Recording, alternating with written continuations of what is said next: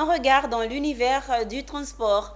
La Fédération internationale des ouvriers du transport ITF a procédé à la présentation des résultats de son étude sur le projet métro et du bus rapide transit BRT d'Abidjan.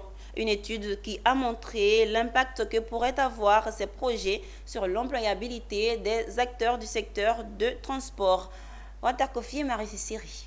Bientôt à Abidjan, certaines gares de taxis intercommunaux devront laisser place à des lignes de métro et des stations de BRT. Que deviendront les occupants de ces espaces qui voient leurs emplois souffrant d'informalité être menacés? C'est tout l'intérêt de cette étude menée par la Fédération internationale des ouvriers du transport, ITF. Une étude dont les résultats ont présenté l'impact de ces nouvelles infrastructures routières sur les emplois existants dans le secteur des transports. L'étude a révélé la création de nouveaux emplois, mais présente une préoccupation quant à la prise en compte des conducteurs de ces gares de taxis et minicars. Bon, déjà, comme nous prenons le cas du BRT, je dirais qu'il y a trois groupes d'emplois qui peuvent être créés. Il y a là-bas le personnel à bord. Le personnel à bord, c'est justement les chauffeurs. Il y a la gestion des stations pour la ligne du BRT. Donc, pour la première, parce qu'il va y avoir normalement deux lignes après, parce qu'il y a une ligne de BRT qui partira de la zone de Pétro-Ivoire Engrais jusqu'à l'hôtel Ivoire. Mais la ligne qui est déjà même en construction immédiate, c'est celle qui part de Yopougon 16e jusqu'à Béjerville-Kessé. À cet effet, il y a au moins 25 stations qui sont prévues normalement. Mais il y a une reconversion, une réduction de ces stations-là. Et au bout de la construction de ces stations, il va falloir animer ces stations.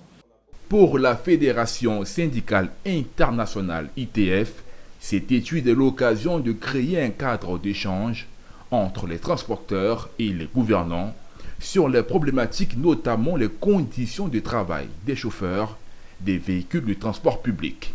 Qu'est-ce que nous cherchons à travers ces projets-là pour Abidjan, Dakar, etc.